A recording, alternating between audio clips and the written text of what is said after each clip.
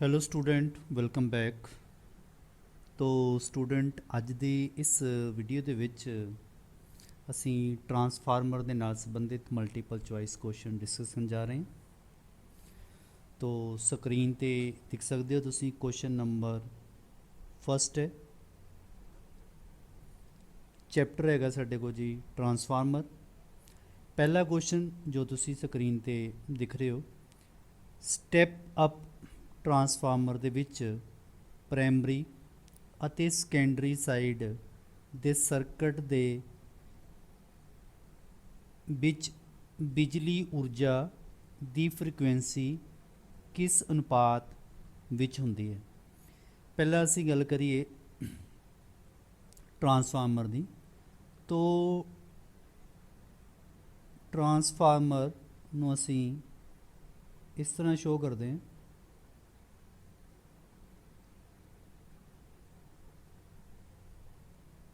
ਇਹ ਟਰਾਂਸਫਾਰਮਰ ਦੀ primary ਵਾइंडिंग,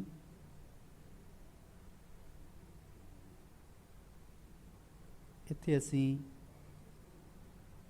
load connect ਕਰ ਦਿੰਦੇ ਹਾਂ। ਇੱਥੇ ਅਸੀਂ AC ਸਪਲਾਈ ਦੇ ਦਿੰਦੇ ਹਾਂ। ਤੋ ਜਿਸ ਵਾइंडिंग ਦੇ ਨਾਲ ਅਸੀਂ AC ਸਪਲਾਈ ਕਨੈਕਟ ਕਰਦੇ ਹਾਂ, ਇਹਨੂੰ ਅਸੀਂ ਕਹਿੰਦੇ ਹਾਂ ਜੀ ਪ੍ਰਾਇਮਰੀ ਵਾइंडिंग।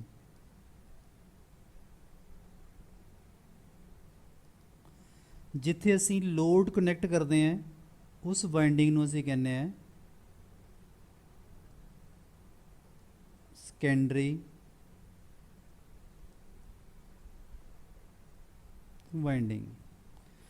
तो इस क्वेश्चन ਦੇ ਵਿੱਚ ਹੈ ਕਿ ਸਟੈਪ ਅਪ ਟਰਾਂਸਫਾਰਮਰ, ਸਾਡੇ ਕੋਲ ਟਰਾਂਸਫਾਰਮਰ ਸਟੈਪ ਅਪ ਔਰ ਸਟੈਪ ਡਾਊਨ ਅਸੀਂ ਯੂਜ਼ ਕਰਦੇ ਹਾਂ। ਸਟੈਪ ਅਪ ਦੇ ਵਿੱਚ ਕੀ ਹੁੰਦਾ ਹੈ, ਹੁਣ ਅਗਰ ਅਸੀਂ ਇਸ ਵਾइंडिंग ਦੀ ਗੱਲ ਕਰੀਏ ਤੇ ਇਸ ਦੇ ਵਿੱਚ ਜਿਹੜੀ ਨੰਬਰ ਆਫ ਟਰਨਸ ਹੈ ਉਹਨੂੰ ਅਸੀਂ n ਦੇ ਨਾਲ ਡਿਨੋਟ ਕਰ ਲੈਂਦੇ ਹਾਂ, ਔਰ ਜਿਹੜੀ ਸੈਕੰਡਰੀ ਦੇ ਵਿੱਚ ਨੰਬਰ ਆਫ ਟਰਨ ਹੈ ਇਹਨੂੰ ਅਸੀਂ n2 ਦੇ ਨਾਲ ਡਿਨੋਟ ਕਰ ਲੈਂਦੇ ਹਾਂ। ਅਗਰ ਸਾਡੇ ਕੋਲ n1 number of turn n1 greater then n2 ਹੈ, ਯਾਨੀ ਕਿ ਅਗਰ ਪ੍ਰਾਇਮਰੀ ਵਿੱਚ ਸਾਡੇ ਕੋਲ ਨੰਬਰ ਆਫ ਟਰਨ ਜ਼ਿਆਦਾ ਹੈਗੀਆਂ ਸੈਕੰਡਰੀ ਨਾਲੋਂ, ਇਹਨੂੰ ਅਸੀਂ ਕਹਿੰਦੇ ਹਾਂ ਸਟੈਪ ਡਾਊਨ ਟਰਾਂਸਫਾਰਮਰ। ਇਹਨੂੰ ਅਸੀਂ ਕੀ ਕਹਿੰਦੇ ਹਾਂ, ਸਟੈਪ ਡਾਊਨ। ਸੈਕੰਡ ਕੇਸ ਆ ਜਾਂਦਾ ਕਿ ਅਗਰ ਸਾਡੇ ਕੋਲ ਸੈਕੰਡਰੀ ਦੇ ਨੰਬਰ ਆਫ ਟਰਨਸ ਜ਼ਿਆਦਾ ਹੈ ਪ੍ਰਾਇਮਰੀ ਨਾਲੋਂ, ਤੇ ਇਹਨੂੰ ਅਸੀਂ ਕਹਿ ਦਿੰਦੇ ਹਾਂ ਜੀ step up transformer. Step up transformer. ਤੋ ਇਸ ਕੁਐਸਚਨ ਵਿੱਚ ਹੈ ਕਿ ਸਟੈਪ ਅਪ ਟਰਾਂਸਫਾਰਮਰ। ਤੋ ਸਟੈਪ ਅਪ ਦੇ ਵਿੱਚ ਸਾਡੇ ਕੋਲ ਸੈਕੰਡਰੀ ਦੀ ਜਿਹੜੀ ਨੰਬਰ ਆਫ ਟਰਨ ਹੈ ਉਹ ਜ਼ਿਆਦਾ ਹੋਏਗੀ।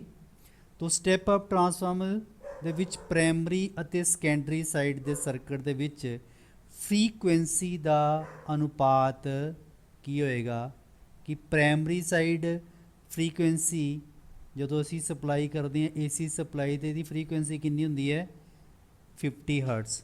ਔਰ ਅਗਰ ਅਸੀਂ ਸੈਕੰਡਰੀ ਦੀ ਗੱਲ ਕਰਦੇ ਹਾਂ ਤਾਂ ਸੈਕੰਡਰੀ ਵਿੱਚ ਵੀ AC ਇਹਦੀ ਵੀ ਜਿਹੜੀ ਫ੍ਰੀਕੁਐਂਸੀ ਹੈ ਉਹ ਕਿੰਨੀ ਹੁੰਦੀ ਹੈ 50 ਹਰਟਸ। ਕਿ ਟਰਾਂਸਫਾਰਮਰ ਵੋਲਟੇਜ ਦੇ ਲੈਵਲ ਨੂੰ ਇਨਕਰੀਜ਼ ਔਰ ਡਿਕਰੀਜ਼ ਕਰਦਾ ਹੈ, ਜਾਂ ਉਸ ਦੇ ਨਾਲ ਜਿਹੜੀ ਫ੍ਰੀਕੁਐਂਸੀ ਹੈ ਉਹਨੂੰ ਚੇਂਜ ਨਹੀਂ ਕਰਦਾ, ਵਿਦਾਊਟ ਚੇਂਜ ਆਫ ਫ੍ਰੀਕੁਐਂਸੀ। ਇਹ ਸਿਰਫ ਵੋਲਟੇਜ ਦਾ ਲੈਵਲ ਨੂੰ ਇਨਕਰੀਜ਼ ਔਰ ਡਿਕਰੀਜ਼ ਕਰਦਾ ਟਰਾਂਸਫਾਰਮਰ।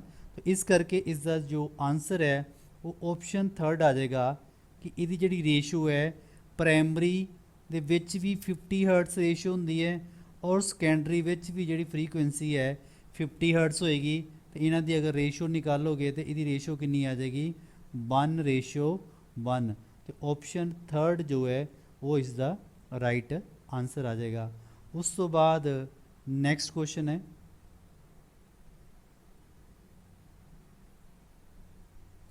क्वेश्चन नंबर सैकंड है स्टैप डाउन ट्रांसफार्मर। ਹੁਣ ਜੋ ਇਹ ਤੁਸੀਂ ਸਕਰੀਨ ਤੇ ਦੇਖਦੇ ਹੋ ਸਟੈਪ ਡਾਊਨ ਟਰਾਂਸਫਾਰਮਰ, ਇਹਨੂੰ ਮੈਂਸ਼ਨ ਕੀਤਾ ਗਿਆ 11 by 0.4 kVA transformer which secondary voltage कितनी होएगी। तो जिहड़ी साडे कोल ये पहला लिखी हुंदी है वोल्टेज, इनू असीं कहने हैं प्राइमरी वोल्टेज। जिहड़ी साडे कोल सैकेंड लिखी हुंदी है इनू असीं कहने हैं सेकेंडरी वोल्टेज। तो स्टैप डाउन दे विच तुहानूं पता है कि जिहड़ी secondary the number of turn घट होनी है, अगर नंबर ऑफ टर्न घट होणगीਆਂ तो उहदी वोल्टेज भी घट होवेगी। पर इस क्वेश्चन दे विच दसना है कि जिहड़ी साडे कोल कंडीशन दित्ती है 11 बाय 0.4 kV ट्रांसफार्मर दी सेकेंडरी वोल्टेज कितनी होएगी। तो kV दे विच जिहड़ी वोल्टेज है 0.4 है, इहनूं तुसीं 1000 दे नाल मल्टीप्लाई कर देना है किलो वोल्ट। तो किलो की जिहड़ी वैल्यू है 1000 यानी कि kV दे विच आ जाएगा 0.4 kV तो kV दे विच आ गया 1000 तो ना लग गया वोल्ट। जदों असीं इनू मल्टीप्लाई करांगे तो साडी वैल्यू कितनी आ जाएगी 400 वोल्ट। तो अगर साडे कोल प्राइमरी दे विच 11 kV है तो सेकेंडरी दे विच कितनी हो जाएगी 400 वोल्ट। तो ऑप्शन है 400 kV, 400 volt, 400 milli volt, 400 kilo volt. इस द आंसर जो ऑप्शन सेकंड आ जाएगा जी, आंसर आ जाएगा 400 वोल्ट, इसका जो है राइट आंसर हो जाएगा। इस दे नाल ही क्वेश्चन नंबर थर्ड है कि 11 बाई 0.4 kVA ट्रांसफार्मर की जिहड़ी प्राइमरी साइड की जिहड़ी वोल्टेज है वो कितनी होएगी। तो 11 kV कह रहा है, तो 11 kV कितना हो जाएगा, के का कितना आ जाएगा जी 1000, ये आ जाएगा 11000 वोल्ट। इसका जो आंसर आ जाएगा ऑप्शन फर्स्ट जो है वो इसका राइट आंसर है 11000 वोल्ट। उस तो बाद नैक्सट क्वेश्चन नंबर 4 है जिस दे विच स्टैप अप ट्रांसफार्मर नाल की वधाया जाता है। करंट वधाया जाता है, नहीं ऊर्जा वधाई जाती है। ऑप्शन थर्ड आ जाएगी वोल्टेज। स्टैप अप दे नाल की हुंदा है वोल्टेज नूं वधाया जाता है। उस तो बाद आ गया क्वेश्चन नंबर साडे कोल 5, ट्रांसफार्मर की जिहड़ी कोर है वो किहड़े पदार्थ की बनी हुंदी है। ऑप्शन है silicon steel, carbon, graphite, copper. तो जिहड़ी ट्रांसफार्मर की कोर हुंदी है वो सिलिकॉन स्टील मटीरियल की बनी दी हुंदी है, जिस दे नाल हिस्टैरिसीस लॉस और एडी करंट जिहड़े लॉस है उन्होंने घटाया जाता है। तो इस करके जिहड़ी है सिलिकॉन स्टील मटीरियल जिहड़ा यूज़ किया जाता है ट्रांसफार्मर की कोर दे लई। उस तो बाद नैक्सट है कि अजकल 100 kVA तक समर्था वाले डिस्ट्रीब्यूशन ट्रांसफार्मर दीयां कोइलां लई किहड़े पदार्थ वरत्या जाता है, उसकी वाइंडिंग वास्ते किहड़ा पदार्थ वरत्या जाता है। ऑप्शन है कॉपर, स्टील, एलुमीनीयम जां पित्तल।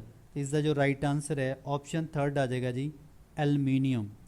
नैक्सट क्वेश्चन है पावर ट्रांसफार्मर दीयां कोइलां किहड़े पदार्थ दीयां बनियां हुंदियां हन। 200 केवीआ 200 केवीआ तो उपर जिन्ने भी ट्रांसफार्मर आ जाते हैं उन्होंने असी पावर ट्रांसफार्मर कहते हैं।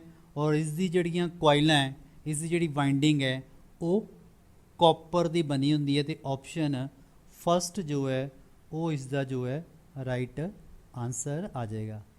उस तो बाद नैक्सट क्वेश्चन है क्वेश्चन नंबर 8 है कि पावर ट्रांसफार्मर विच वोल्टेज रैगूलेट करन दे लई वरत्या जाण वाला टैप चेंजर किहड़ी वाइंडिंग ते लग्या हुंदा है। ये वेरी वेरी इंपॉर्टेंट क्वेश्चन है, इस दे नाल संबंधित पेपर विच क्वेश्चन जरूर पूछा जाता है। टैप चेंजर वाइंडिंग दे नाल संबंधित तो क्वेश्चन साडे कोल है कि पावर ट्रांसफार्मर विच वोल्टेज रैगूलेट करन दे लई जिहड़ा टैप चेंजर है वो ਕਿਹੜੀ ਵਾਈਂਡਿੰਗ ਦੇ ਨਾਲ ਲਗਾਇਆ ਜਾਂਦਾ ਹੈ? ਇਹ ਲਗਾਇਆ ਜਾਂਦਾ ਹੈ, ਆਪਸ਼ਨ ਹੈ primary winding, secondary winding, tertiary winding ਜਾਂ ਉਪਰੋਕਤ ਵਿੱਚੋਂ ਕੋਈ ਨਹੀਂ। तो पावर अगर ट्रांसफार्मर की गल करिए तो इस दे विच प्राइमरी साइड ते लगाया जाता है। टैप चेंजर की है? टैप चेंजर एक तरह का मकैनिज़म हुंदा है जो कि ट्रांसफार्मर दे विच फिट हुंदा है और ये प्राइमरी या सैकेंडरी वोल्टेज नूं चेंज करन दे लई यूज़ किया जाता है। जिमें मैं इत्थे एक ट्रांसफार्मर बना देना, ये साडे कोल है जी, ਇਹਦੀ प्राइमरी साइड है और ਇੱਥੇ आ ਜਾਂਦਾ ਸਾਡੇ ਕੋਲ, ਇਹ आ गई ਸਾਡੇ ਕੋਲ ਸੈਕੰਡਰੀ ਸਾਈਡ।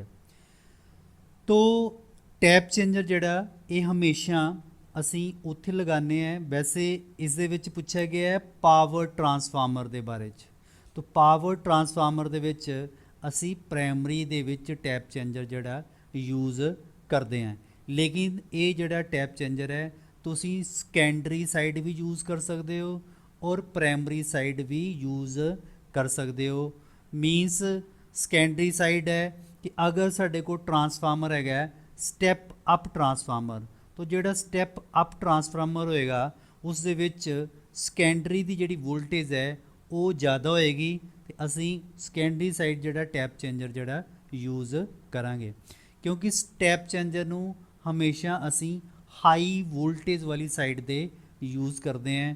तुहानूं पता होएगा कि जिस केस दे विच जिथे वोल्टेज हाई होएगी उत्थे जिहड़ी करंट की जिहड़ी वैल्यू है वो घट जाती है और उस दे कारण जिहड़ा टेप चेंजर है उत्थे लगाना ईजी हुंदा है। तो इस क्वेश्चन के अकॉर्डिंग जिहड़ा टेप चेंजर है पावर ट्रांसफार्मर दे विच वो असी प्राइमरी साइड लगाने हैं। तो टेप जिस तरह ये साडे कोल वाइंडिंग है, एक असी टेपर इहदी इत्थे यूज़ कर लैंदे हैं, एक असी इत्थे टेपर यूज़ कर लैंदे हैं। अकॉर्डिंग टू वाइंडिंग तुहाडे कोल टेपर्स ज़्यादा भी हो सकदियां ते घट भी हो सकदियां। तो इस दी सहायता दे नाल ਅਸੀਂ ਜਿਹੜੀ ਵੋਲਟੇਜ ਦਾ ਲੈਵਲ ਹੈ ਉਹ ਚੇਂਜ ਕਰ ਸਕਦੇ ਹਾਂ, ਇਨਕਰੀਜ਼ ਔਰ ਡਿਕਰੀਜ਼। ਇਹਨੂੰ ਅਸੀਂ ਔਨ ਲੋਡ ਤੇ ਆਫ ਲੋਡ ਦੋਨਾਂ ਤਰੀਕਿਆਂ ਦੇ ਵਿੱਚ ਯੂਜ਼ ਕਰਦੇ ਹਾਂ। ਜਦੋਂ ਅਸੀਂ ਔਨ ਲੋਡ ਯੂਜ਼ ਕਰਦੇ ਹਾਂ, ਔਨ ਲੋਡ ਟੈਪ ਚੇਂਜਰ, ਤੇ ਉਸ ਦੇ ਵਿੱਚ ਅਸੀਂ ਲੋਡ ਨੂੰ ਡਿਸਕਨੈਕਟ ਨਹੀਂ ਕਰਦੇ, ਔਰ ਜਦੋਂ ਸਾਡੇ ਕੋਲ ਆਫ ਲੋਡ ਯੂਜ਼ ਕਰਦੇ ਹਾਂ ਤਾਂ ਉਸ ਦੇ ਵਿੱਚ ਜਿਹੜਾ ਸਾਡੇ ਕੋਲ ਜਿਹੜਾ ਲੋਡ ਹੈ ਉਹਨੂੰ ਡਿਸਕਨੈਕਟ ਕਰਨਾ ਪੈਂਦਾ ਹੈ। ਕਿ ਜਿਵੇਂ ਤੁਸੀਂ ਦੇਖ ਸਕਦੇ ਕਿ ਅਗਰ ਇਹ ਸਾਡੇ ਕੋਲ ਇੱਕ ਟਰਾਂਸਫਾਰਮਰ ਹੈ ਤੇ ਇਹ ਟਰਾਂਸਫਾਰਮਰ ਦੇ ਨਾਲ ਅਸੀਂ ਇੱਥੇ ਲੋਡ ਕੈਲਕੂਲੇਟ ਯਾਨੀ ਕਿ ਲੋਡ ਕਨੈਕਟ ਕੀਤਾ ਹੈ, ਟਰਾਂਸਫਾਰਮਰ ਦੇ ਨਾਲ ਲੋਡ ਕਨੈਕਟ ਕੀਤਾ ਹੈ। ਤੇ ਔਨ ਲੋਡ ਟੈਪ ਚੇਂਜਰ ਦੇ ਵਿੱਚ ਕੀ ਹੋਏਗਾ ਕਿ ਲੋਡ ਕਨੈਕਟ ਹੀ ਰਹੇਗਾ ਤੇ ਅਸੀਂ ਜਿਹੜਾ ਔਨ ਲੋਡ ਟੈਪ ਚੇਂਜਰ ਹੈ ਉਹਦੀ ਜਿਹੜੀ ਵੋਲਟੇਜ ਹੈ ਉਹਨੂੰ ਅਸੀਂ ਇਨਕਰੀਜ਼ ਡਿਕਰੀਜ਼ ਕਰ ਸਕਦੇ ਹਾਂ। ਔਰ ਜਿਸ ਕੇਸ ਦੇ ਵਿੱਚ of load tap changer use ਕਰਦੇ ਆ ਉਸ ਦੇ ਵਿੱਚ ਟਰਾਂਸਫਾਰਮਰ ਹੈ, ਇਹ ਸਾਡਾ ਇੱਥੇ ਲੋਡ ਲੱਗਿਆ, ਤਾਂ ਅਸੀਂ ਪਹਿਲਾਂ ਕੀ ਕਰਾਂਗੇ, ਪਹਿਲਾਂ ਲੋਡ ਨੂੰ ਡਿਸਕਨੈਕਟ ਕਰਾਂਗੇ। ਲੋਡ ਨੂੰ ਡਿਸਕਨੈਕਟ ਕਰਨ ਤੋਂ ਬਾਅਦ ਅਸੀਂ ਟੈਪ ਚੇਂਜਰ ਜਿਹੜਾ ਇੱਥੇ ਯੂਜ਼ ਕਰਾਂਗੇ ਤੇ ਇਹਨੂੰ ਅਸੀਂ ਕਹਿੰਦੇ ਆ ਆਫ ਲੋਡ ਟੈਪ ਚੇਂਜਰ। ਇਹ ਦੋ ਤਰ੍ਹਾਂ ਦੇ ਟੈਪ ਚੇਂਜਰ ਹੁੰਦੇ ਆ, ਔਨ ਲੋਡ ਟੈਪ ਚੇਂਜਰ ਤੇ ਆਫ ਲੋਡ ਟੈਪ ਚੇਂਜਰ। ਔਰ ਇਹਨੂੰ ਹਮੇਸ਼ਾ ਹੀ ਹਾਈ ਵੋਲਟੇਜ ਸਾਈਡ 'ਤੇ ਯੂਜ਼ ਕਰਨੇ ਆ। ਜਿੱਥੇ ਹਾਈ ਵੋਲਟੇਜ ਹੋਏਗੀ, ਚਾਹੇ ਉਹ ਪ੍ਰਾਇਮਰੀ ਵਿੱਚ ਹੋਏਗੀ ਚਾਹੇ ਉਹ ਸੈਕੰਡਰੀ ਵਾਈਂਡਿੰਗ ਵਿੱਚ ਹੋਏਗੀ, ਉੱਥੇ ਅਸੀਂ ਟੈਪ ਚੇਂਜਰ ਜਿਹੜਾ ਯੂਜ਼ ਕਰਦੇ ਹਾਂ। ਉਸ ਤੋਂ ਬਾਅਦ ਨੈਕਸਟ ਕੁਐਸਚਨ ਹੈ ਕਿ ਪਾਵਰ ਟਰਾਂਸਫਾਰਮਰ ਵਿੱਚ ਵਰਤਿਆ ਜਾਣ ਵਾਲਾ ਟੈਪ ਚੇਂਜਰ ਕਿਸ ਕੰਮ ਦੇ ਲਈ ਵਰਤਿਆ ਜਾਂਦਾ ਹੈ? ਤਾਂ ਇਹ ਵਰਤਿਆ ਜਾਂਦਾ ਜੀ ਵੋਲਟੇਜ ਕੰਟਰੋਲ ਕਰਨ ਦੇ ਲਈ। ਆਪਸ਼ਨ ਸੈਕਿੰਡ ਹੈ ਕਿ ਕਰੰਟ ਕੰਟਰੋਲ ਕਰਨ ਦੇ ਲਈ, ਨਹੀਂ। ਫਰੀਕੁਐਂਸੀ ਕੰਟਰੋਲ ਕਰਨ ਦੇ, ਨਹੀਂ। ਉਪਰੋਕਤ ਵਿੱਚ ਕੋਈ ਨਹੀਂ, ਇਹ ਵੀ ਨਹੀਂ। ਆਪਸ਼ਨ ਫਸਟ ਆ ਗਿਆ ਕਿ ਇਹਦੇ ਨਾਲ ਅਸੀਂ ਵੋਲਟੇਜ ਨੂੰ ਕੰਟਰੋਲ ਕਰ ਸਕਦੇ ਹਾਂ। ਵੋਲਟੇਜ ਨੂੰ ਅਗਰ ਅਸੀਂ ਵਧਾਉਣਾ ਹੈ ਤਾਂ ਟੈਪ ਚੇਂਜਰ ਦੀ ਮਦਦ ਨਾਲ ਅਸੀਂ ਵਧਾ ਵੀ ਸਕਦੇ ਹਾਂ, ਅਗਰ ਵੋਲਟੇਜ ਨੂੰ ਅਸੀਂ ਘਟਾਉਣਾ ਹੈ ਤਾਂ ਟੈਪ ਚੇਂਜਰ ਦੀ ਮਦਦ ਦੇ ਨਾਲ ਅਸੀਂ ਘਟਾ ਵੀ ਸਕਦੇ ਹਾਂ, ਤੇ option first is the right answer ਆ ਗਿਆ।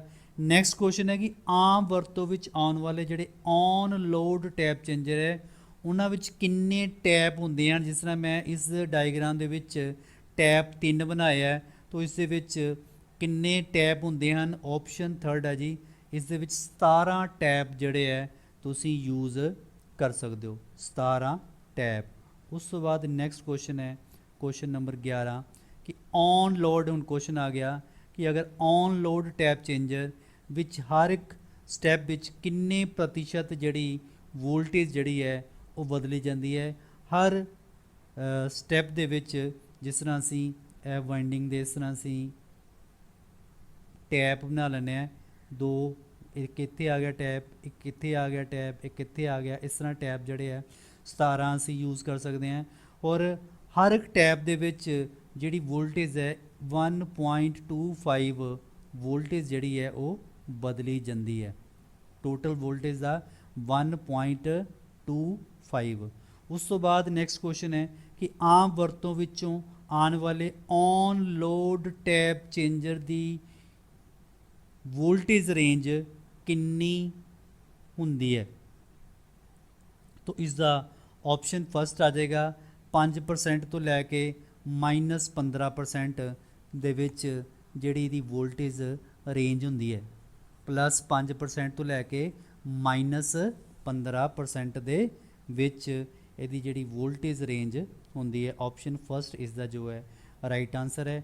ਨੈਕਸਟ ਕੁਐਸਚਨ ਹੈ ਹੇਠ ਲਿਖਿਆਂ ਵਿੱਚੋਂ ਕਿਹੜਾ ਆਪਸ਼ਨ ਜਿਹੜਾ ਸਹੀ ਹੈ। ਪਹਿਲਾ ਆਪਸ਼ਨ ਹੈ ਕਿ ਔਨ ਲੋਡ ਟੈਪ ਚੇਂਜਰ ਦੇ ਟੈਪ ਬਦਲਣ ਵਾਲੇ ਟਰਾਂਸਫਾਰਮਰ ਬੰਦ ਕਰਨਾ ਪੈਂਦਾ ਹੈ ਜੀ, ਇਹ ਨਹੀਂ, ਔਨ ਲੋਡ ਵਿੱਚ ਟਰਾਂਸਫਾਰਮਰ ਨੂੰ ਬੰਦ ਨਹੀਂ ਕਰਨਾ ਪੈਂਦਾ। ਆਫ ਲੋਡ ਟੈਪ ਚੇਂਜਰ ਦੇ ਟੇਪ ਚਲਦੇ ਟਰਾਂਸਫਾਰਮਰ ਬਦਲੇ ਜਾ ਸਕਦੇ ਹਨ, ਇਹ ਵੀ ਨਹੀਂ ਹੈ। ਆਪਸ਼ਨ ਥਰਡ ਹੈ ਕਿ ਔਨ ਲੋਡ ਟੈਪ ਚੇਂਜਰ ਦੇ ਟੈਪ ਜਿਹੜੇ ਹੈ ਚਲਦੇ ਟਰਾਂਸਫਾਰਮਰ ਦੇ ਬਦਲੇ ਜਾ ਸਕਦੇ ਹਨ। ਇਸ ਦੇ ਵਿੱਚ ਲੋਡ ਨੂੰ ਡਿਸਕਨੈਕਟ ਕਰਨ ਦੀ ਜ਼ਰੂਰਤ ਨਹੀਂ ਪੈਂਦੀ, ਤੇ ਔਨ ਲੋਡ ਹੀ ਜਿਹੜੇ ਟੈਪ ਚੇਂਜਰ ਜਿਹੜੇ ਹੈ ਉਹ ਬਦਲੇ ਜਾ ਸਕਦੇ ਆ, ਤੇ ਆਪਸ਼ਨ ਥਰਡ ਇਸ ਦਾ ਰਾਈਟ ਆਨਸਰ ਆ ਜਾਏਗਾ। ਉਸ ਤੋਂ ਬਾਅਦ ਅਗਲਾ ਕੁਐਸਚਨ ਨੰਬਰ 14 ਜਿਸ ਦੇ ਵਿੱਚ ਹੈ ਕਿ ਟਰਾਂਸਫਾਰਮਰ ਕਿਹੜੇ ਸਿਧਾਂਤ ਦੇ ਕੰਮ ਕਰਦਾ ਹੈ। ਤਾਂ ਇਸ ਦਾ ਰਾਈਟ ਆਨਸਰ ਹੈ ਕਿ ਮਿਊਚੁਅਲ ਇੰਡਕਸ਼ਨ ਸਿਧਾਂਤ 'ਤੇ ਟਰਾਂਸਫਾਰਮਰ ਜਿਹੜਾ ਉਹ ਕੰਮ ਕਰਦਾ ਹੈ। ਉਸ ਤੋਂ ਬਾਅਦ ਨੈਕਸਟ ਕੁਐਸਚਨ ਹੈ ਕੁਐਸਚਨ ਨੰਬਰ 15 ਕਿ ਸਟੈਪ ਅਪ ਟਰਾਂਸਫਾਰਮਰ ਦੇ ਨਾਲ ਕੀ ਹੁੰਦਾ ਹੈ। ਵੋਲਟੇਜ ਵੱਧਦੀ ਹੈ, ਵੋਲਟੇਜ ਘਟਦੀ ਹੈ, ਵੋਲਟੇਜ ਵੱਧਦੀ ਹੈ, ਕਰੰਟ ਵੱਧਦਾ ਹੈ ਜਾਂ ਕਰੰਟ ਘਟਦਾ ਹੈ। ਤਾਂ ਹੁਣ ਸਟੈਪ ਅਪ ਦੇ ਨਾਲ ਮੈਂ ਤੁਹਾਨੂੰ ਪਹਿਲਾਂ ਦੱਸ ਚੁੱਕਿਆ ਕਿ ਜਦੋਂ ਟਰਾਂਸਫਾਰਮਰ ਸਾਡਾ ਸਟੈਪ ਅਪ ਹੋਏਗਾ ਉਸ ਦੇ ਨਾਲ ਸਾਡੇ ਕੋਲ ਕੀ ਹੋਏਗਾ, ਵੋਲਟੇਜ ਵਧੇਗੀ। ਵੋਲਟੇਜ ਕੀ ਹੋਏਗੀ, ਵਧੇਗੀ। ਤੇ ਜਦੋਂ ਵੋਲਟੇਜ ਵਧੇਗੀ ਤਾਂ ਉਸ ਕੇਸ ਦੇ ਵਿੱਚ ਕਰੰਟ ਕੀ ਹੋਏਗਾ, ਕਰੰਟ ਘਟੇਗਾ। ਤੇ ਆਪਸ਼ਨ ਥਰਡ ਇਸ ਦਾ ਰਾਈਟ ਆਨਸਰ ਆ ਜਾਏਗਾ। ਸਟੈਪ ਅਪ ਟਰਾਂਸਫਾਰਮਰ ਦੇ ਨਾਲ ਕੀ ਹੋਏਗਾ, ਵੋਲਟੇਜ ਸਾਡੀ ਵਧਣੀ ਹੈ, ਔਰ ਜਿੱਥੇ ਵੋਲਟੇਜ ਵੱਧ ਹੋਏਗੀ ਉੱਥੇ ਕਰੰਟ ਘੱਟ ਹੋਏਗਾ। ਤੇ ਆਪਸ਼ਨ ਥਰਡ ਇਸ ਦਾ ਰਾਈਟ ਆਨਸਰ ਹੈ ਕਿ ਵੋਲਟੇਜ ਵੱਧਦੀ ਹੈ ਤੇ ਕਰੰਟ ਘਟਦਾ ਹੈ। ਉਸ ਤੋਂ ਬਾਅਦ ਨੈਕਸਟ ਕੁਐਸਚਨ ਹੈ ਸਟੈਪ ਡਾਊਨ ਟਰਾਂਸਫਾਰਮਰ ਦੇ ਵਿੱਚ ਕੀ ਹੁੰਦਾ ਹੈ। ਸਟੈਪ ਡਾਊਨ ਟਰਾਂਸਫਾਰਮਰ ਦੇ ਵਿੱਚ ਜਿਹੜੀ ਵੋਲਟੇਜ ਹੈ ਉਹ ਘਟਦੀ ਹੈ ਤੇ ਕਰੰਟ ਜਿਹੜਾ ਉਹ ਵੱਧਦਾ ਹੈ। ਤੇ ਆਪਸ਼ਨ ਥਰਡ ਇਸ ਦਾ ਰਾਈਟ ਆਨਸਰ ਆ ਜਾਏਗਾ ਕਿ ਵੋਲਟੇਜ ਜਿਹੜੀ ਹੈ ਘਟੇਗੀ ਤੇ ਕਰੰਟ ਜਿਹੜਾ ਵਧੇਗਾ। ਇਹ ਇਸ ਦਾ ਰਾਈਟ ਆਨਸਰ ਆ ਗਿਆ। ਉਸ ਤੋਂ ਬਾਅਦ ਹੈ ਨੈਕਸਟ ਕੁਐਸਚਨ ਨੰਬਰ 17 ਹੈ ਕਿ ਹੇਠ ਲਿਖਿਆਂ ਵਿੱਚੋਂ ਕਿਹੜੀ ਸਮੀਕਰਨ ਟਰਾਂਸਫੋਰਮੇਸ਼ਨ ਰੇਸ਼ੋ ਨੂੰ ਦਰਸਾਉਂਦੀ ਹੈ। ਤੇ ਟਰਾਂਸਫੋਰਮੇਸ਼ਨ ਆ ਜਾਂਦਾ ਸਾਡੇ ਕੋਲ ਸੈਕੰਡਰੀ ਵੋਲਟੇਜ ਬਟਾ ਪ੍ਰਾਇਮਰੀ ਵੋਲਟੇਜ, ਜਾਂ ਤੁਸੀਂ ਕਹਿ ਸਕਦੇ ਹੋ NS ਯਾਨੀ ਕਿ ਸੈਕੰਡਰੀ ਨੰਬਰ ਆਫ ਟਰਨ, ਔਰ ਇੱਧਰ ਆ ਜਾਏਗਾ ਸਾਡੇ ਕੋਲ ਪ੍ਰਾਇਮਰੀ ਨੰਬਰ ਆਫ ਟਰਨ। ਇਹਨੂੰ ਅਸੀਂ ਕਹਿੰਦੇ ਹਾਂ ਟਰਾਂਸਫੋਰਮੇਸ਼ਨ ਰੇਸ਼ੋ, ਔਰ ਇਹਨੂੰ ਅਸੀਂ K ਦੇ ਨਾਲ ਡਿਨੋਟ ਕਰਦੇ ਹਾਂ। ਇਹਦੀ ਜਿਹੜੀ ਰੇਸ਼ੋ ਹੈ ਕਿਹਦੇ ਨਾਲ ਡਿਨੋਟ ਕਰਦੇ ਹਾਂ, ਟਰਾਂਸਫੋਰਮੇਸ਼ਨ ਦੀ ਜਿਹੜੀ ਰੇਸ਼ੋ ਹੈ ਉਹ K ਦੇ ਨਾਲ ਡਿਨੋਟ ਕਰ ਦਿੰਦੇ ਹਾਂ। ਇਹ ਰੇਸ਼ੋ ਹੁੰਦੀ ਹੈ ਸੈਕੰਡਰੀ ਵੋਲਟੇਜ ਬਟਾ ਪ੍ਰਾਇਮਰੀ ਵੋਲਟੇਜ, ਜਾਂ ਤੁਸੀਂ ਕਹਿ ਸਕਦੇ ਹੋ ਸੈਕੰਡਰੀ ਨੰਬਰ ਆਫ ਟਰਨ ਬਟਾ ਪ੍ਰਾਇਮਰੀ, ਇੱਥੇ ਪੀ ਆ ਜਾਏਗਾ ਪ੍ਰਾਇਮਰੀ ਨੰਬਰ ਆਫ ਟਰਨ। ਤਾਂ ਆਪਸ਼ਨ ਫਸਟ ਜੋ ਹੈ ਉਹ ਇਸ ਦਾ ਰਾਈਟ ਆਂਸਰ ਆ ਜਾਏਗਾ।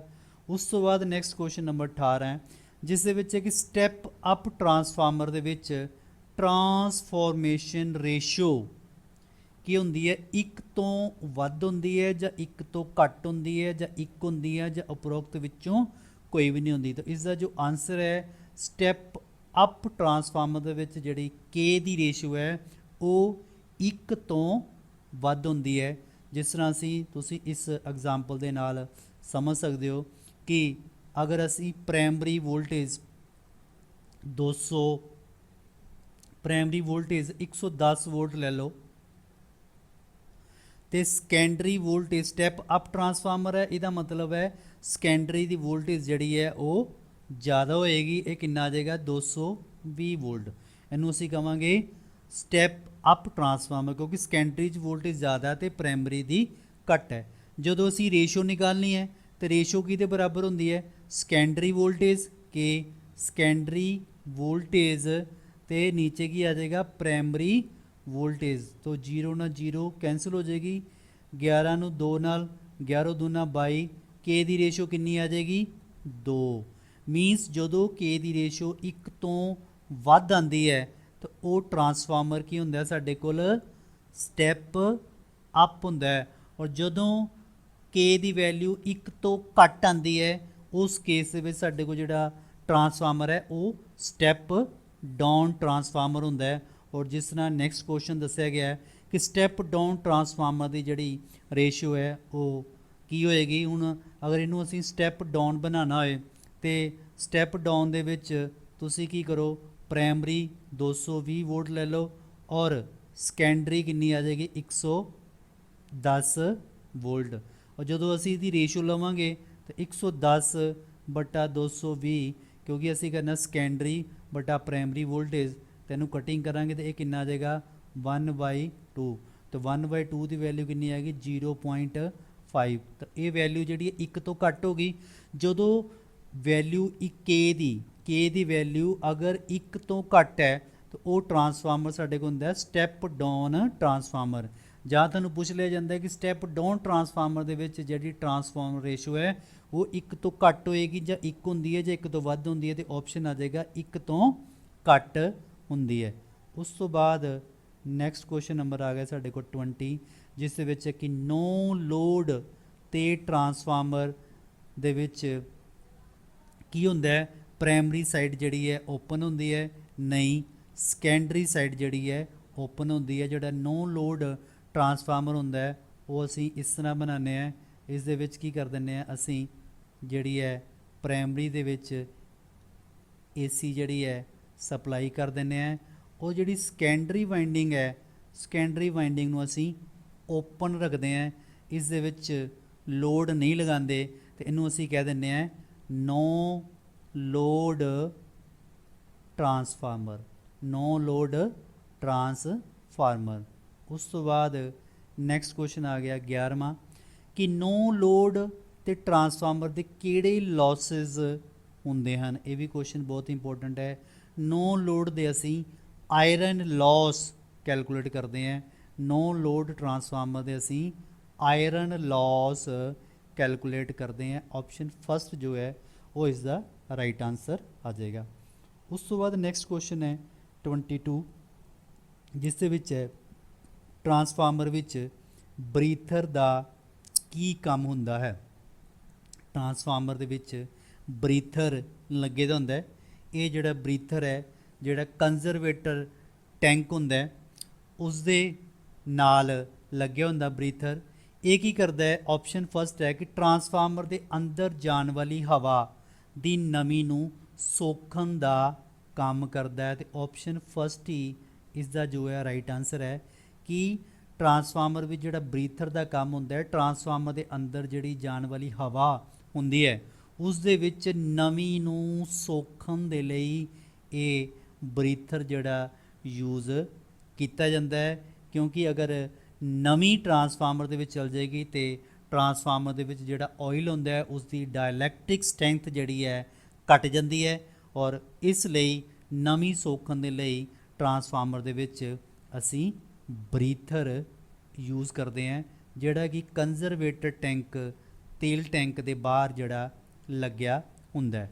ਉਸ ਤੋਂ ਬਾਅਦ ਨੈਕਸਟ ਕੁਐਸਚਨ ਹੈ ਕਿ ਟਰਾਂਸਫਾਰਮਰ ਦੇ ਬਰੀਥਰ ਦੇ ਵਿੱਚ ਜਿਹੜਾ ਅਸੀਂ ਪਦਾਰਥ ਯੂਜ਼ ਕਰਦੇ ਹਾਂ ਉਹ ਕਿਹੜਾ ਪਦਾਰਥ ਯੂਜ਼ ਕਰਦੇ ਹਾਂ, ਤੇ ਇਸ ਦਾ ਆਪਸ਼ਨ ਫਸਟ ਹੈ ਜੀ ਸਿਲਕਾ ਜੈਲ।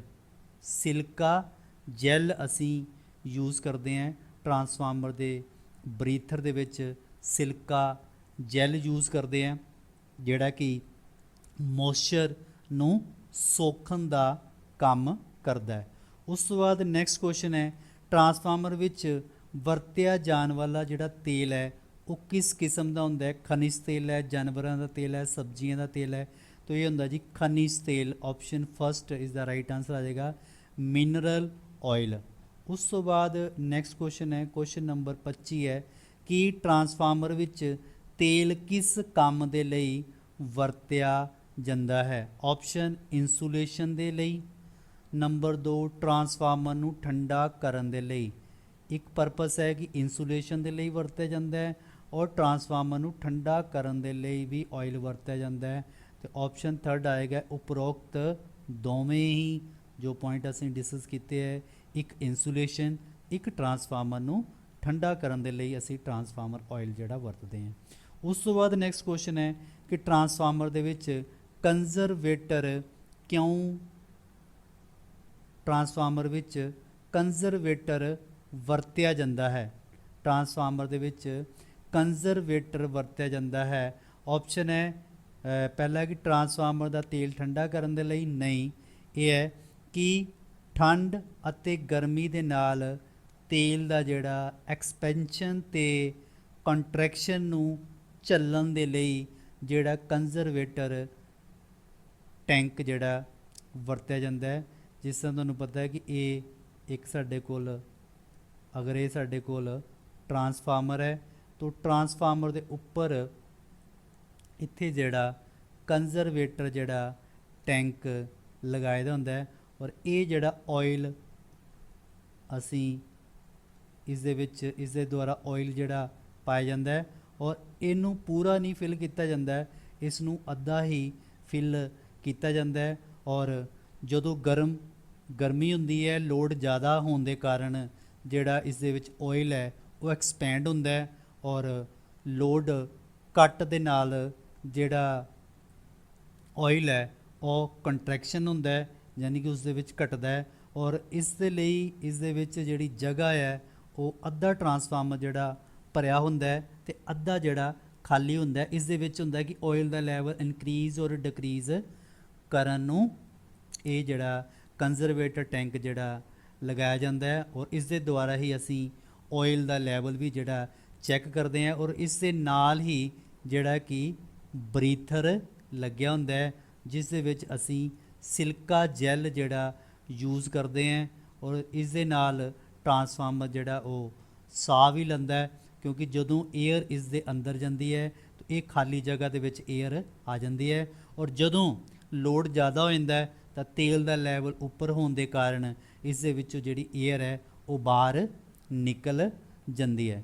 ਤੋ ਇਸ ਲਈ ਟਰਾਂਸਫਾਰਮਰ ਦੇ ਵਿੱਚ ਜਿਹੜਾ ਕੰਜ਼ਰਵੇਟਰ ਹੈ ਉਹ ਤੇਲ ਉਹ ਯਾਨੀ ਕਿ ਤੇਲ ਨੂੰ ਠੰਡ ਅਤੇ ਗਰਮੀ ਦੇ ਨਾਲ ਜਿਹੜਾ ਤੇਲ ਦਾ ਐਕਸਪੈਂਸ਼ਨ ਅਤੇ ਕੰਟਰੈਕਸ਼ਨ ਯਾਨੀ ਕਿ ਤੇਲ ਦਾ ਫੈਲਣਾ ਅਤੇ ਸਿकुड़ना ਉਹ ਇਹ ਚੱਲਦਾ ਹੈ ਕੰਜ਼ਰਵੇਟਰ ਟੈਂਕ।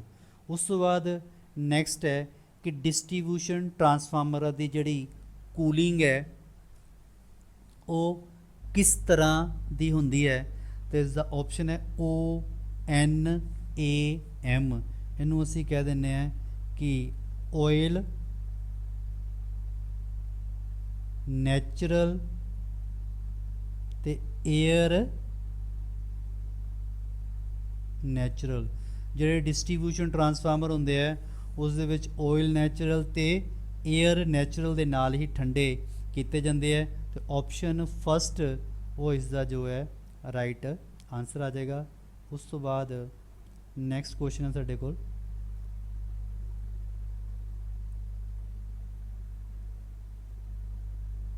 ਕਿ ਕੁਐਸਚਨ ਨੰਬਰ 28 ਹੈ, ਜਿਸ ਦੇ ਵਿੱਚ ਹੈ ਕਿ ਟਰਾਂਸਫਾਰਮਰ ਤੇਲ ਦੀ ਜਿਹੜੀ ਡਾਇਲੈਕਟ੍ਰਿਕਸ ਸ਼ਕਤੀ ਹੈ ਉਹ ਤਰਕੀਬਨ ਕਿੰਨੀ ਹੁੰਦੀ ਹੈ।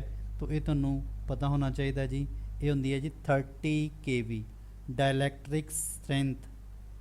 ਠੀਕ ਹੈ, ਟਰਾਂਸਫਾਰਮਰ ਤੇਲ ਦੀ ਜਿਹੜੀ ਡਾਇਲੈਕਟ੍ਰਿਕ ਸਟਰੈਂਥ ਹੈ ਉਹ ਅੱਛੇ ਤੇਲ ਦੀ ਜਿਹੜੀ ਡਾਇਲੈਕਟ੍ਰਿਕ ਸਟਰੈਂਥ ਹੈ ਉਹ ਕਿੰਨੀ ਹੋਣੀ ਚਾਹੀਦੀ ਹੈ 30 kV। ਉਸ ਤੋਂ ਬਾਅਦ ਹੈ ਟਰਾਂਸਫਾਰਮਰ ਦੀ ਜਿਹੜੀ ਐਫੀਸ਼ੀਐਂਸੀ ਹੈ ਉਹ ਤਕਰੀਬਨ ਕਿੰਨੀ ਹੁੰਦੀ ਹੈ। ਆਪਸ਼ਨ ਹੈ 90%, 80%, 75%, 98%। ਟਰਾਂਸਫਾਰਮਰ ਇੱਕ ਮਸ਼ੀਨ ਐਸੀ ਹੈ ਜਿਹੜੀ ਐਫੀਸ਼ੀਐਂਸੀ ਸਭ ਤੋਂ ਵੱਧ ਹੁੰਦੀ ਹੈ, ਕਿਉਂਕਿ ਟਰਾਂਸਫਾਰਮਰ ਦੇ ਵਿੱਚ ਕੋਈ ਵੀ ਰੋਟੇਟਿੰਗ ਪਾਰਟ ਨਹੀਂ ਹੁੰਦਾ। ਟਰਾਂਸਫਾਰਮਰ ਇੱਕ ਸਟੈਟਿਕ ਡਿਵਾਈਸ ਹੈ, ਇਸ ਕਾਰਨ ਟਰਾਂਸਫਾਰਮਰ ਦੀ ਜਿਹੜੀ ਐਫੀਸ਼ੀਐਂਸੀ ਹੈ ਉਹ ਸਭ ਤੋਂ ਜ਼ਿਆਦਾ ਹੁੰਦੀ ਹੈ। 98% ਜਿਹੜੀ ਐਫੀਸ਼ੀਐਂਸੀ ਹੈ ਉਹ ਟਰਾਂਸਫਾਰਮਰ ਦਿੰਦਾ ਹੈ, ਕਿਉਂਕਿ ਇਸ ਦੇ ਵਿੱਚ ਕੋਈ ਵੀ ਰੋਟੇਟਿੰਗ ਪਾਰਟ ਨਾ ਹੋਣ ਕਰਕੇ ਇਸ ਦੀ ਜਿਹੜੀ ਐਫੀਸ਼ੀਐਂਸੀ ਹੈ ਉਹ ਸਭ ਤੋਂ ਜ਼ਿਆਦਾ ਐਫੀਸ਼ੀਐਂਸੀ ਇਸ ਦੀ ਹੁੰਦੀ ਹੈ।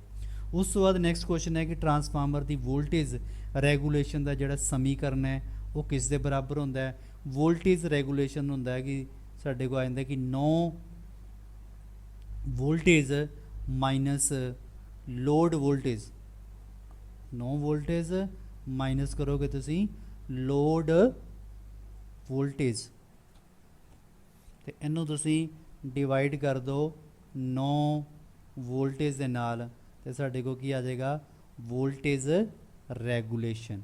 ਵੋਲਟੇਜ ਰੈਗੂਲੇਸ਼ਨ ਦੀ ਸਾਡੇ ਕੋਲ ਵੈਲਿਊ ਆ ਜਾਏਗੀ। ਉਸ ਤੋਂ ਬਾਅਦ ਨੈਕਸਟ ਕੁਐਸਚਨ ਹੈ ਕਿ ਟਰਾਂਸਫਾਰਮਰ ਦੀ ਜਿਹੜੀ ਕੋਰ ਹੈ ਉਹ ਕਿਹਦੀ ਬਣੀ ਹੁੰਦੀ ਹੈ। ਚੁੰਬਕੀ ਪਦਾਰਥ ਦੀ ਬਣੀ ਹੁੰਦੀ ਹੈ, ਗੈਰ ਚੁੰਬਕੀ ਪਦਾਰਥ ਦੀ ਬਣੀ ਹੁੰਦੀ ਹੈ। ਉਪਰੋਕਤ ਵਿੱਚ ਦੋਵੇਂ ਜਾਂ ਇਹਨਾਂ ਵਿੱਚ ਕੋਈ ਨਹੀਂ। ਤਾਂ ਟਰਾਂਸਫਾਰਮਰ ਦੀ ਜਿਹੜੀ ਕੋਰ ਹੈ ਉਹ ਚੁੰਬਕੀ ਪਦਾਰਥ ਦੀ ਬਣੀ ਹੁੰਦੀ ਹੈ। ਆਪਸ਼ਨ ਫਸਟ ਜੋ ਹੈ ਉਹ ਇਸ ਦਾ ਰਾਈਟ ਆਂਸਰ ਆ ਜਾਏਗਾ। ਉਸ ਤੋਂ ਬਾਅਦ ਨੈਕਸਟ ਕੁਐਸਚਨ ਹੈ ਕਿ ਟਰਾਂਸਫਾਰਮਰ ਦੇ ਤੇਲ ਨੂੰ ਠੰਡਾ ਕਰਨ ਦੇ ਲਈ ਹੇਠ ਲਿਖਿਆਂ ਵਿੱਚੋਂ ਕੀ ਵਰਤਿਆ ਜਾਂਦਾ ਹੈ। Conservator, ਬਰੀਥਰ, radiator.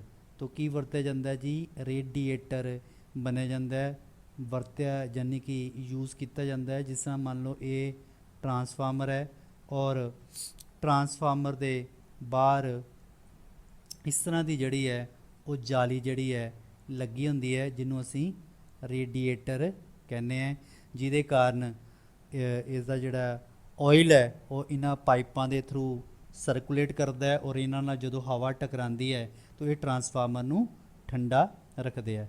ਉਸ ਤੋਂ ਬਾਅਦ ਨੈਕਸਟ ਕੁਐਸਚਨ ਹੈ ਕਿ ਟਰਾਂਸਫਾਰਮਰ ਦੀ ਜਿਹੜੀ ਕੋਰ ਹੈ ਉਹਨੂੰ ਲੈਮੀਨੇਟ ਕਿਉਂ ਕੀਤਾ ਜਾਂਦਾ ਹੈ। ਟਰਾਂਸਫਾਰਮਰ ਦੀ ਜਿਹੜੀ ਕੋਰ ਹੈ ਉਹਨੂੰ ਲੈਮੀਨੇਟ ਕੀਤਾ ਜਾਂਦਾ ਹੈ ਐਡੀ ਕਰੰਟ ਨੂੰ ਘਟਾਉਣ ਦੇ ਲਈ। ਐਡੀ ਕਰੰਟ ਘਟਾਉਣ ਦੇ ਲਈ ਯੂਜ਼ ਕੀਤਾ ਜਾਂਦਾ ਹੈ। ਆਪਸ਼ਨ ਫਸਟ ਜੋ ਹੈ ਉਹ ਇਸ ਦਾ ਰਾਈਟ ਆਂਸਰ ਆ ਗਿਆ। ਉਸ ਤੋਂ ਬਾਅਦ ਨੈਕਸਟ ਕੁਐਸਚਨ ਹੈ ਕੁਐਸਚਨ ਨੰਬਰ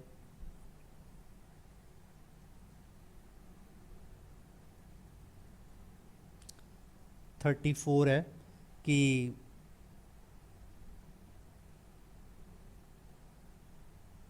ਟਰਾਂਸਫਾਰਮਰ ਦੀ ਕਿਹੜੀ ਵਾਈਂਡਿੰਗ ਤੇ ਸਪਲਾਈ ਜਿਹੜੀ ਹੈ, ਟਰਾਂਸਫਾਰਮਰ ਦੀ ਕਿਹੜੀ ਵਾਈਂਡਿੰਗ ਤੋਂ ਸਪਲਾਈ ਜਿਹੜੀ ਹੈ ਲਈ ਜਾਂਦੀ ਹੈ। तो ऑप्शन सेकंड आ जाएगा जी सैकेंडरी वाइंडिंग। सैकेंडरी वाइंडिंग तो जी है सप्लाई जी है वो ਲਈ ਜਾਂਦੀ है। उस तो बाद नैक्सट क्वेश्चन है कि हेठ लिखियां विचों किहड़े ट्रांसफार्मर के लॉसिस हैं। हेठ लिखियां विचों किहड़े ट्रांसफार्मर के लॉसिस हैं। Copper loss, iron loss, eddy current loss, उपरोक्त सारे। तो हेठ लिखियां विचों ट्रांसफार्मर के लॉसिस हैं कॉपर लॉस, आयरन लॉस ते एडी करंट लॉस। ऑप्शन 4 जो है वो इसका राइट आंसर आ जाएगा उपरोक्त विचों सारे। नैक्सट क्वेश्चन है कि ट्रांसफार्मर के आयरन लॉस नापन दे लई किहड़ा जिहड़ा टैसट किया जाता है।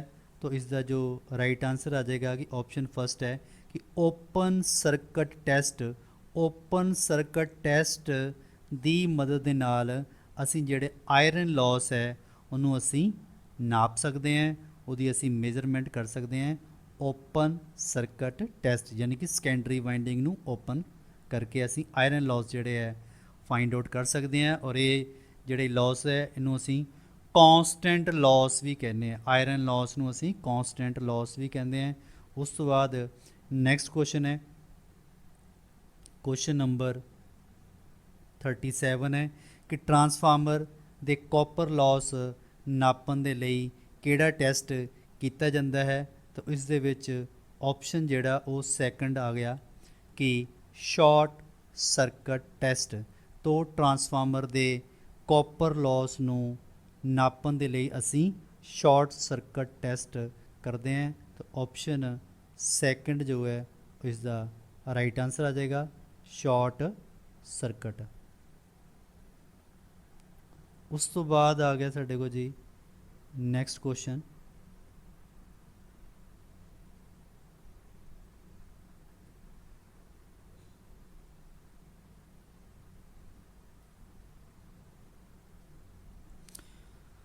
ਉਸ ਤੋਂ ਬਾਅਦ ਹੈ ਓਪਨ ਸਰਕਟ ਟੈਸਟ ਵਿੱਚ ਕਾਪਰ ਲਾਸ ਨਹੀਂ ਆਉਂਦੇ ਕਿਉਂਕਿ, ਓਪਨ ਸਰਕਟ ਟੈਸਟ ਵਿੱਚ ਕਾਪਰ ਲਾਸ ਨਹੀਂ ਆਉਂਦੇ ਕਿਉਂਕਿ ਆਪਸ਼ਨ ਨੋ ਲੋਡ ਕਰੰਟ ਕਾफ़ी ਘੱਟ ਹੁੰਦਾ ਹੈ, ਨੋ ਲੋਡ ਕਰੰਟ ਕਾफ़ी ਜ਼ਿਆਦਾ ਹੁੰਦਾ ਹੈ, ਫੁੱਲ ਲੋਡ ਕਰੰਟ ਲੰਘਣ ਕਾਰਨ ਜਾਂ ਉਪਰੋਕਤ ਵਿੱਚੋਂ ਕੋਈ ਵੀ ਨਹੀਂ। ਤਾਂ ਇਸ ਦਾ ਆਂਸਰ ਆਪਸ਼ਨ ਫਸਟ ਆ ਜਾਣਾ ਹੈ ਕਿ ਨੋ ਲੋਡ ਜਿਹੜਾ ਕਰੰਟ ਹੈ ਉਹ ਕਾफ़ੀ ਘੱਟ ਹੁੰਦਾ ਹੈ। ਤੇ ਇਸ ਕਰਕੇ ਆਪਸ਼ਨ ਫਸਟ ਜੋ ਹੈ ਇਸ ਦਾ ਰਾਈਟ ਆਂਸਰ ਆ ਜਾਏਗਾ। ਉਸ ਤੋਂ ਬਾਅਦ ਨੈਕਸਟ ਕੁਐਸਚਨ ਹੈ ਕਿ ਬਕਲ ਰਿਲੇ ਟਰਾਂਸਫਾਰਮਰ ਨੂੰ ਕਿਸ ਕਿਸਮ ਦੇ ਨੁਕਸ ਤੋਂ ਬਚਾਉਂਦੀ ਹੈ, ਅੰਦਰੂਨੀ ਨੁਕਸ, ਬਾਹਰੀ ਨੁਕਸ ਜਾਂ ਓਵਰ ਕਰੰਟ ਜਾਂ ਉਪਰੋਕਤ ਵਿੱਚੋਂ ਕੋਈ ਨਹੀਂ। ਤਾਂ ਇਸ ਦਾ ਜੋ ਰਾਈਟ ਆਂਸਰ ਹੈ ਆਪਸ਼ਨ ਫਸਟ ਆ ਜਾਏਗਾ, ਜਿਹੜੀ ਬਕਲ ਰਿਲੇ ਹੈ ਉਹ ਟਰਾਂਸਫਾਰਮਰ ਨੂੰ ਅੰਦਰੂਨੀ ਨੁਕਸ ਤੋਂ ਬਚਾਉਂਦੀ ਹੈ। ਇਹ ਟਰਾਂਸਫਾਰਮਰ ਔਰ ਕੰਜ਼ਰਵੇਟਰ ਟੈਂਕ ਦੇ ਵਿਚਾਲੇ ਲੱਗੀ ਹੁੰਦੀ ਹੈ ਬਕਲ ਰਿਲੇ। ਉਸ ਤੋਂ ਬਾਅਦ ਹੈ ਨੈਕਸਟ ਕੁਐਸਚਨ ਕਿ ਬਕਲ ਰਿਲੇ ਕਿਸ ਕਾਰਨ ਹਰਕਤ ਵਿੱਚ ਆਉਂਦੀ ਹੈ। ਬਕਲ ਰਿਲੇ ਕਿਸ ਕਾਰਨ ਹਰਕਤ ਵਿੱਚ ਆਉਂਦੀ ਹੈ। ਆਪਸ਼ਨ ਪਹਿਲਾ ਹੈ ਕਿ ਟਰਾਂਸਫਾਰਮਰ ਵਿੱਚ ਗੈਸ ਉਤਪੰਨ ਹੋਣ ਕਾਰਨ, ਟਰਾਂਸਫਾਰਮਰ ਵਿੱਚ ਕਰੰਟ ਵਧਣ ਕਾਰਨ, ਟਰਾਂਸਫਾਰਮਰ ਵਿੱਚ ਵੋਲਟੇਜ ਲੰਘਣ ਕਾਰਨ ਜਾਂ ਉਪਰੋਕਤ ਵਿੱਚੋਂ ਕੋਈ ਨਹੀਂ। ਇਸ ਦਾ ਆਂਸਰ ਫਸਟ ਹੈ ਜੀ, ਟਰਾਂਸਫਾਰਮਰ ਦੇ ਵਿੱਚ ਜਦੋਂ ਗੈਸ ਉਤਪੰਨ ਹੋ ਜਾਂਦੀ ਹੈ ਤਾਂ ਉਸ ਦੇ ਕਾਰਨ ਜਿਹੜੀ ਹੈ ਬਕਲ ਰਿਲੇ ਜਿਹੜੀ ਹੈ ਹਰਕਤ ਦੇ ਵਿੱਚ ਆਉਂਦੀ ਹੈ। ਇਹ ਆਟੋਮੈਟਿਕ ਜਿਹੜੀ ਹੈ ਕੰਮ ਕਰਦੀ ਹੈ। ਜਦੋਂ ਟਰਾਂਸਫਾਰਮਰ ਦੇ ਵਿੱਚ ਗੈਸ ਉਤਪੰਨ ਹੁੰਦੀ ਹੈ ਤਾਂ ਇਹ ਬਕਲ ਰਿਲੇ ਜਿਹੜੀ ਹੈ ਉਹ ਇੰਡੀਕੇਸ਼ਨ ਦੇ ਦਿੰਦੀ ਹੈ ਕਿ ਟਰਾਂਸਫਾਰਮਰ ਦੇ ਵਿੱਚ ਇੰਟਰਨਲ ਫਾਲਟ ਹੈ। ਅਗਰ ਉਸ ਦੇ ਵਿੱਚ ਮਾਈਨਰ ਫਾਲਟ ਹੋਏ ਤਾਂ ਇਹਨੂੰ ਆਟੋਮੈਟਿਕਲੀ ਠੀਕ ਵੀ ਕਰ ਦਿੰਦੀ ਹੈ, ਅਦਰਵਾਈਜ਼ ਟਰਾਂਸਫਾਰਮਰ ਨੂੰ ਇਹ ਪ੍ਰੋਟੈਕਟ ਕਰਦੀ ਹੈ ਬਕਲ ਰਿਲੇ।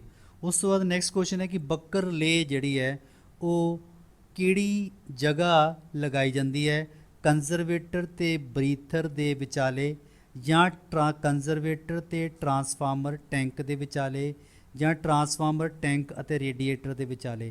ਸੋ ਇਸ ਦਾ ਆਪਸ਼ਨ ਸੈਕੰਡ ਇਸ ਦਾ ਰਾਈਟ ਆਂਸਰ ਆਏਗੀ, ਜਿਹੜੇ ਕੰਜ਼ਰਵੇਟਰ ਅਤੇ ਟਰਾਂਸਫਾਰਮਰ ਟੈਂਕ ਦੇ ਵਿਚਾਲੇ ਜਿਹੜੀ ਹੈ ਉਹ ਬਕਲ ਰਿਲੇ ਜਿਹੜੀ ਹੈ ਉਹ ਅਸੀਂ ਯੂਜ਼ ਕਰਦੇ ਹਾਂ।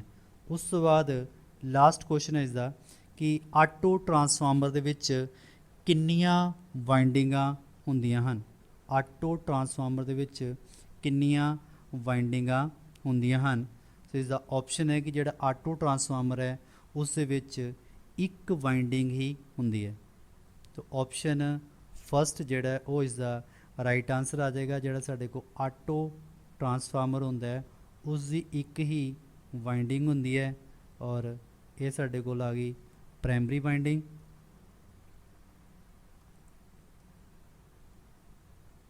ਔਰ ਇਸ ਦੇ ਨਾਲ ਹੀ ਜਿਹੜੀ ਹੈ ਇਹ ਸਾਡੇ ਕੋਲ ਆ ਜਾਂਦੀ ਹੈ ਸੈਕੰਡਰੀ ਵਾਈਂਡਿੰਗ, ਇਹ ਆ ਜਾਂਦੀ ਸਾਡੇ ਕੋਲ ਸਕੈਂਡਰੀ ਵਾਈਂਡਿੰਗ, ਸਕੈਂਡਰੀ ਵਾਈਂਡਿੰਗ ਆ ਜਾਂਦੀ ਹੈ। ਇੱਥੇ ਅਸੀਂ ਲੋਡ ਜਿਹੜਾ ਉਹ ਕਨੈਕਟ ਕਰ ਸਕਦੇ ਹਾਂ।